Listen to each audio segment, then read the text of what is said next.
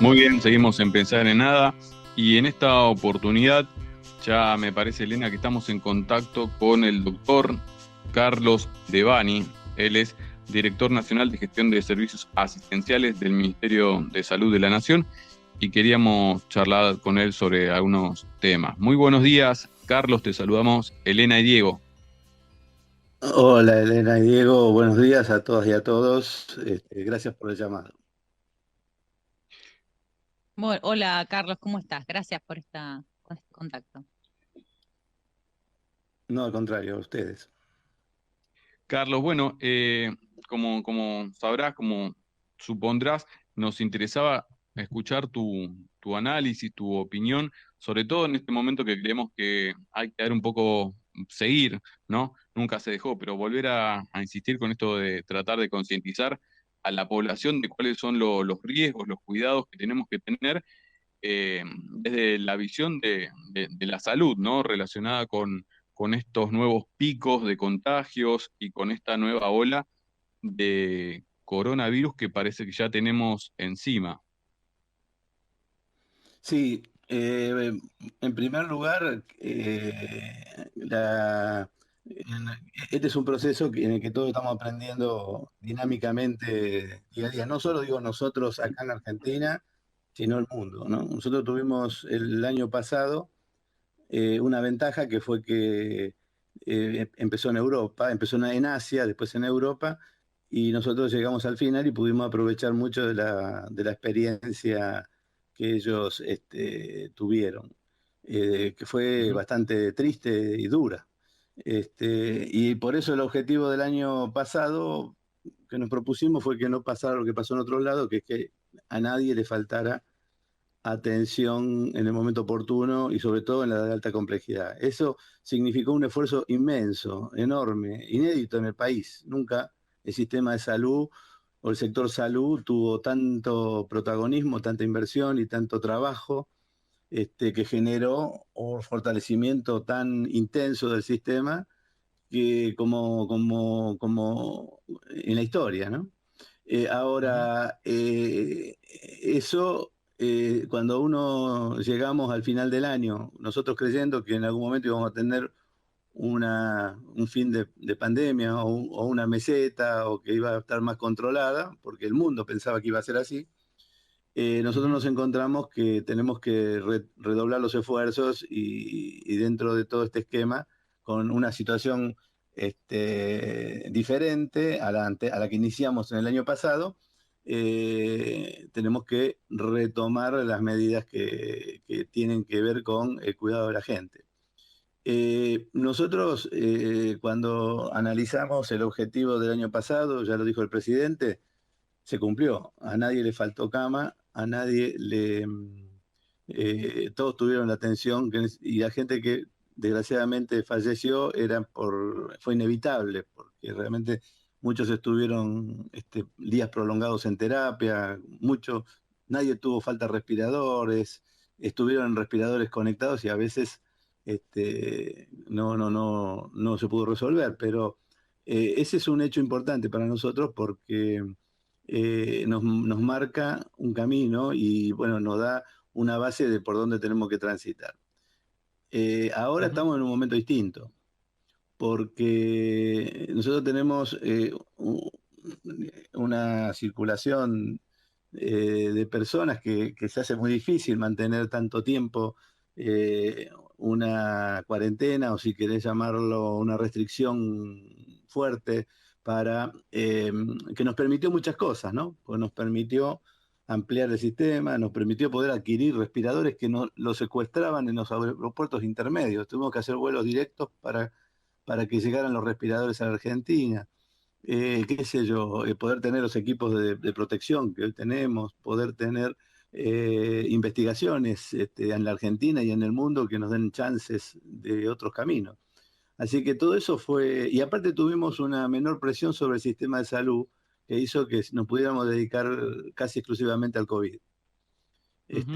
Se atendieron Carlos, patologías crónicas y demás, pero no hubo, por ejemplo, un fuerte impacto de la gripe estacional, no hubo enfermedades respiratorias de los chicos, de los infantes, neonatos y demás.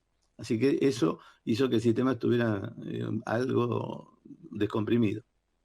Ujú. Sí, decías. Carlos, el panorama que estás dando está claro. Estamos hablando de que lo que se suele llamar el diario del lunes, al haber tenido el diario del lunes, hemos podido prever muchas cosas y tomar de otra manera Sí. la llegada del año pasado del virus.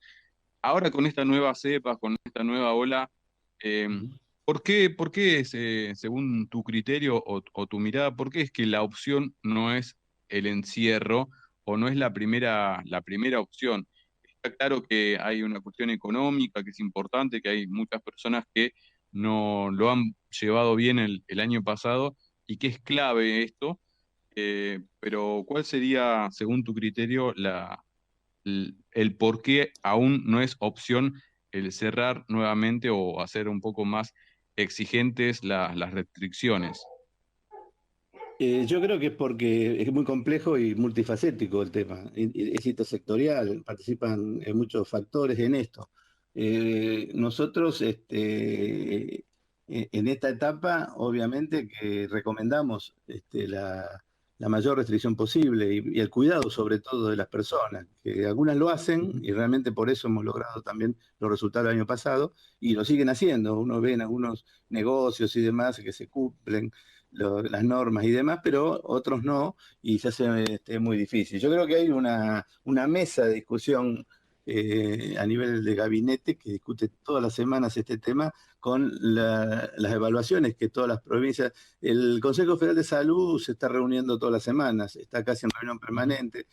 Las decisiones no se toman en forma unilateral ni en un solo lugar, sino que se toman por consenso de todas las provincias. Ujú. En esa mesa se puede disentir y se pueden plantear alternativas y salen siempre decisiones consensuadas, porque son realidades distintas. También fue diferente la modalidad anterior. Nosotros ustedes no se olviden que empezó con los aviones que venían del exterior en la ciudad de Buenos Aires, la pandemia, ¿no? Entonces, Sí, sí. fue todo más gradual, se pudo ir manteniendo, porque acá estábamos cerrados, pero en algunas provincias no. Un país Claro. es muy grande, muy diverso, y entonces fue gradual, fue progresivo, fue diferente, de acuerdo a a la idiosincrasia y a las capacidades de cada región y demás. Pero hubo una gran parte de la pandemia que transcurrió en el AMBA, ¿no? Y que no involucró a las provincias en la primera etapa. Entonces, eso hizo que los recursos, muchos de los médicos que atendieron, son médicos de la provincia y demás, fueron a reforzar provincias del interior cuando se aflojó un poco la presión en el sistema en Buenos Aires y había más presión en algunas provincias en el interior.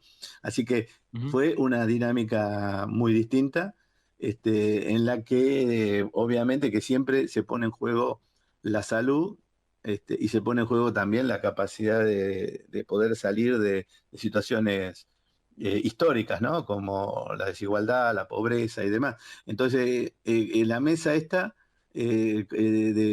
técnico-política del COFESA, que aparte está sumada a la mesa técnica que existe de especialistas, se discute a nivel nacional en todo el gabinete. Y el gabinete Ujú. tiene distintas situaciones que contemplar. Uno tiene que contemplar que, por ejemplo, en esta etapa sería letal cerrar algunas actividades económicas, porque Ujú. vienen de situaciones complicadas.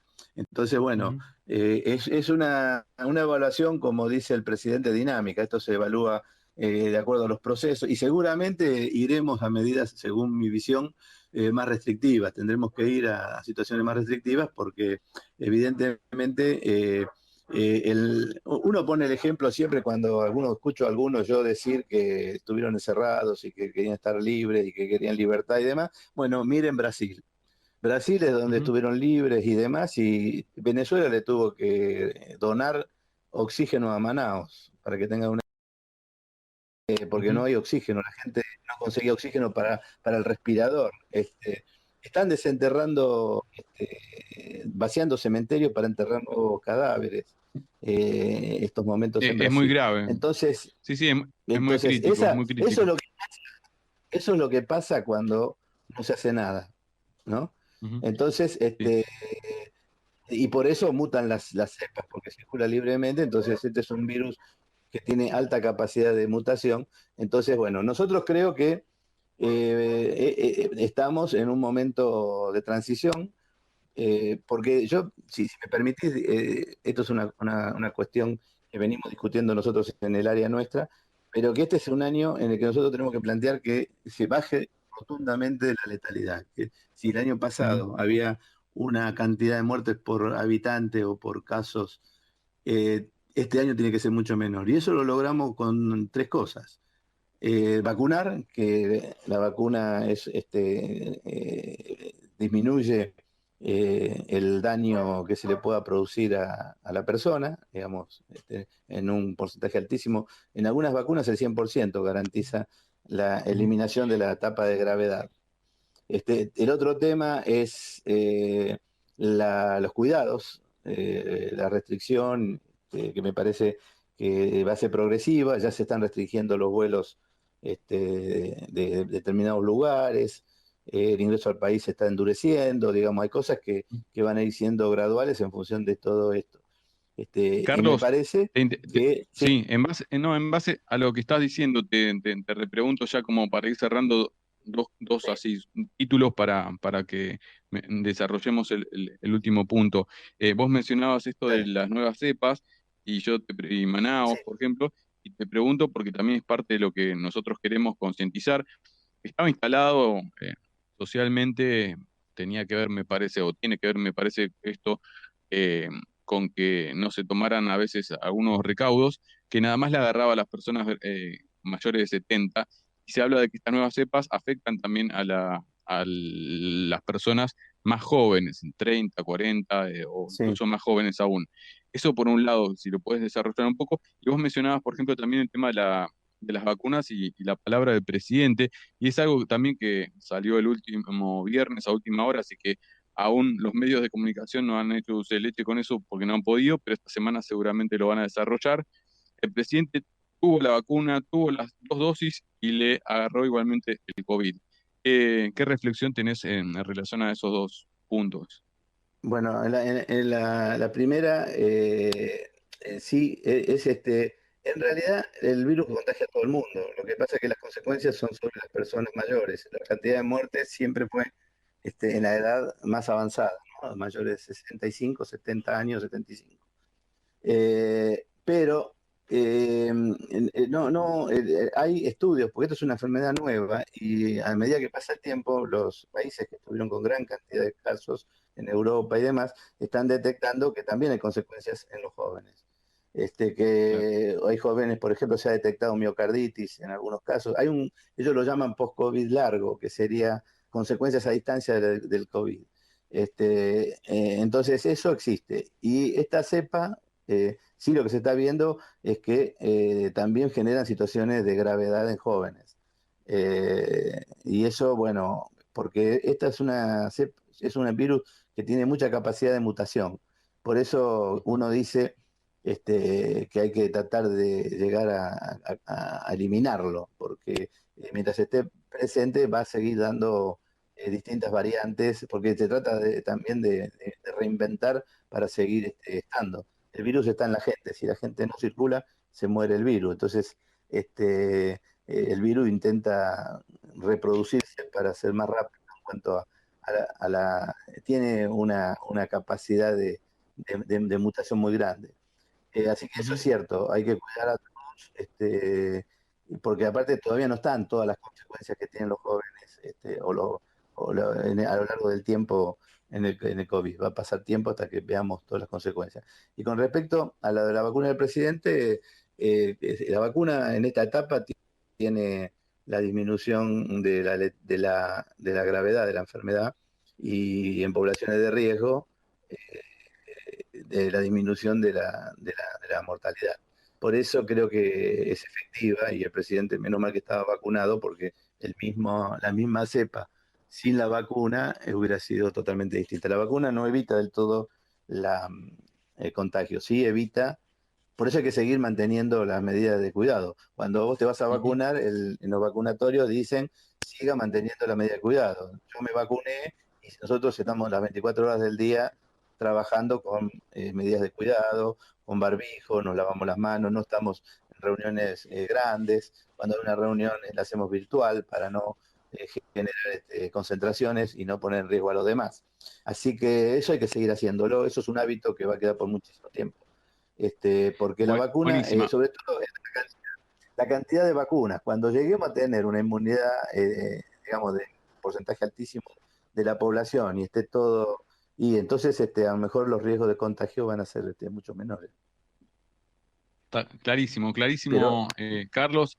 Y sí, es verdad, porque somos una población, nuestro país de más de 45 millones y claramente el tema de la capacidad de recibir vacunas es limitada en todo el mundo. Así que vamos por ese camino a ver cómo seguimos enfrentando a esta pandemia. Muchísimas gracias por tu palabra. Será hasta la próxima, Carlos. no, al contrario. Gracias a ustedes. Y yo le quiero decir que soy optimista con el tema de las vacunas porque hay que poner siempre en claro que acá también hay competencias económicas. Una vez que esas cosas se instalan y se ponen en juego, empieza la producción en masa, que yo creo que para ya las próximas etapas vamos a tener acomodado el mundo, por lo menos ya en la producción masiva. Eso esperamos. Será hasta la próxima entonces. Un abrazo, Carlos. No, igualmente, gracias a ustedes. Era el doctor Carlos Devani, del Ministerio de Salud de la Nación.